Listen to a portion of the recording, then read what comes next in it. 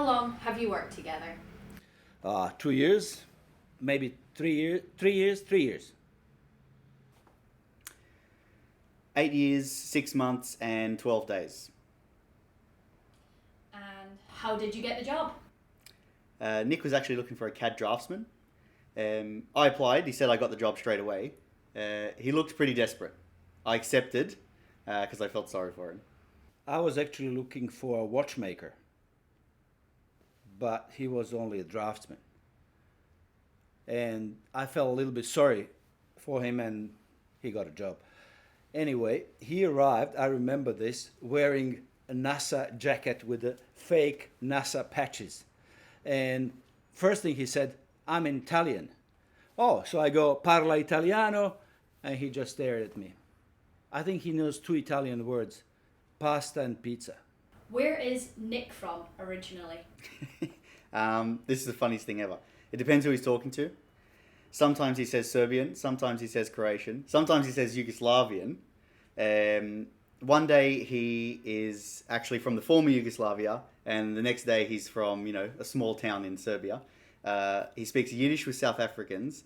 He speaks German with Germans. He speaks Czech with Slovaks. Apparently he's fluent in Russian. But his English is so-so. Well, I thought until recently that I'm Eastern European. But after DNA test, it turns out that 98% of my DNA is Japanese. And apparently we come from an island, Hachikasawa, northern Japan. So my family was all samurai and watchmakers. He's doing well. Probably the best watchmaker in Australia. But watchmaking is not a rocket science. It's easy. Watchmaking is literally one of the most difficult trades in the world. But I'm doing fine. What's the biggest challenge for you personally and for the business? Okay. Probably the fact that we just have junk everywhere. We've got junk boxes. We've got boxes with junk boxes in them, separating the junk from each other. I'm constantly trying to convince Nick to get rid of some of the junk. It's a very slow process.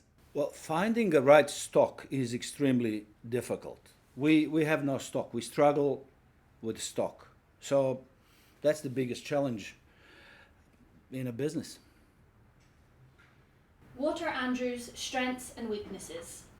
Well, I start with strengths. Strength, he can demolish a box of donuts in a minute.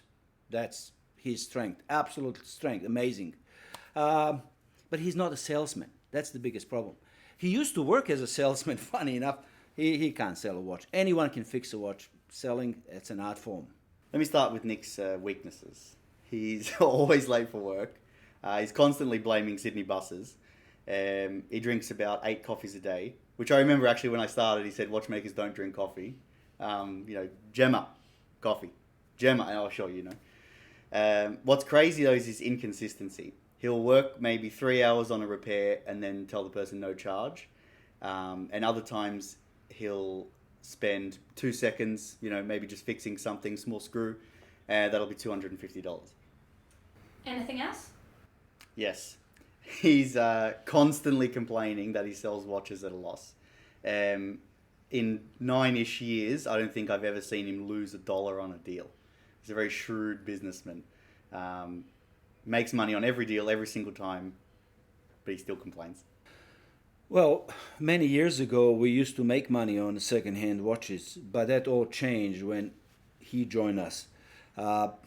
Nowadays, breaking even at cost, that's how we fare.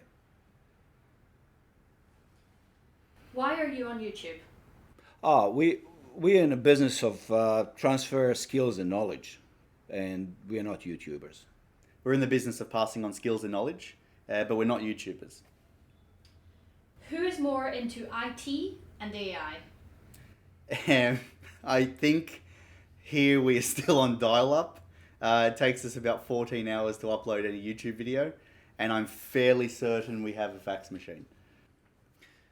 You would think that because he's younger, he's more into IT, but it's really all on me. We invest heavily in technology. This camera, for example, $79 Australian, cutting edge. Are you a Seiko fanboy? Me, no. I love Citizen. No. Everyone knows I score Seiko lower than Nick does. So if anyone of us two is the Seiko fanboy, it's going to be Nick. What's your favourite watch brand?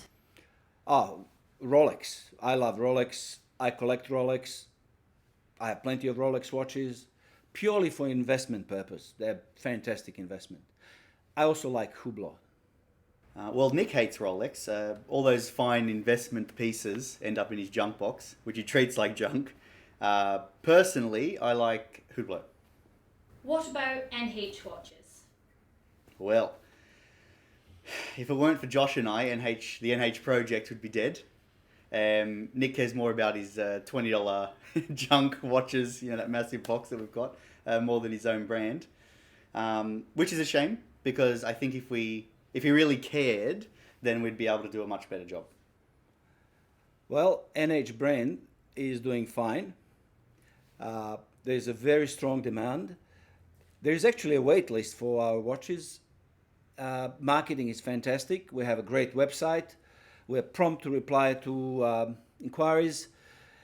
My only problem is if I can find someone who can make parts and assemble parts, I will do much better. Is Andrew ready to take on an apprentice? Not yet. No, not yet. I do encourage him every day, but no, he's not there. I think I'm ready. I'm definitely ready. I'd love to, teach what I've learned and continue that sort of passing on of knowledge. I ask Nick every day, actually, if we can get an apprentice for me. He says, let's just wait a little longer. Yeah, Gemma, can I have a coffee, please?